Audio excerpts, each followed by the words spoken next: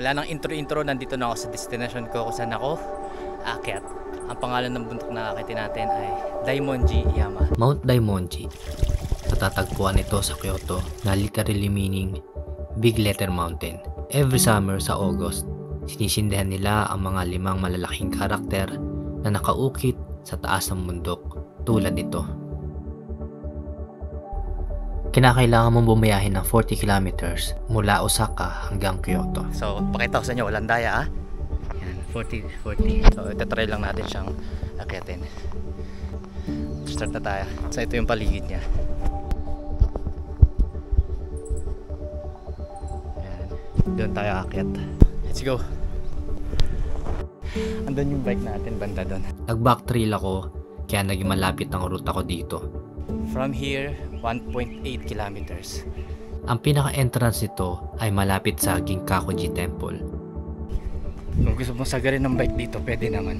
So ito na, may konti na ako nakikita. Yeah. So ito, may nakasulat Kyoto Trail. Tayo, ayan, to Mount Daimonji. Continue, let's go! Ang kagandahan nito, wala akong kasabay umakyat. Solo ko nga lang eh. Meron din itong taas na 465 meters above sea level. See? Bababa lang. Meron siyang river flow, ayan. Meron siyang kanal, ayan. Ito na yata yung pinakamadaling na akyat ko. Kahit first timer, as in first timer, pwede dito. Yeah. It's your boy JP. Saan tayo? Dito.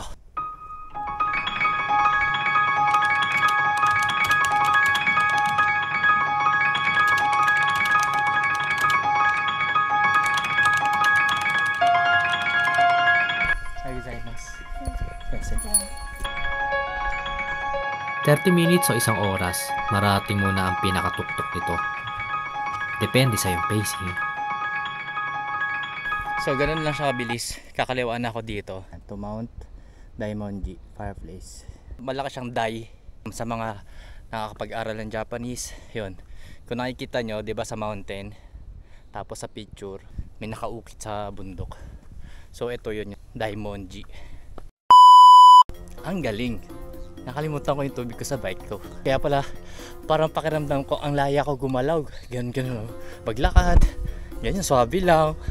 Kaya pala tapos nang tinignan ko yung picture, nandun yung tubig ko, yung tumbler ko. Ay gozaimasu. Mabilis ko lang narating ang summit. So ito na yung pinaka-peak. So andito na tayo sa tuktok.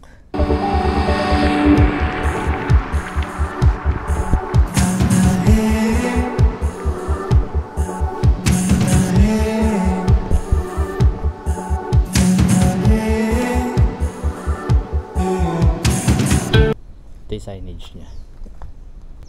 Ito yung sinasabi ko, yung dai. Yan. Tatry kong bumaba doon sa di ba nandito tayo sa peak. Wala dyan yung parang fireplace. So try kong bumaba doon. Bago ko tapusin ang adventure ko dito sa Mount Daimonji, Hindi ako papayag na hindi makita ang viewpoint ng Mount Daimonji.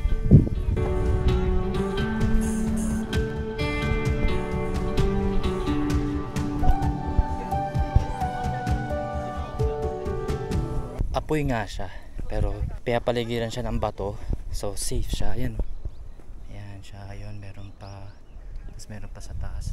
Yan ang dami. Yan. So mabubuusan pa ganun. Dai. Yan, ganun. Yan, tapos ito. So yun, napakita ko na sa inyo. Siguro dito ko na tapos tong Daimonji hike ko. So thank you, bye bye. Ito na ako sa taas. Pagod ako sa ginawa ko. Tinakbo ko ang isa. Pinagod ko lang sarili ko. So, babaya talaga. Goodbye. Dito ko na rin pala una nakita si Christina, isa rin siklista. Ang paglubog ng araw ang isa sa pinakamagandang pagmasdan dito. Sayang nga lang at hindi ko na nasilayan.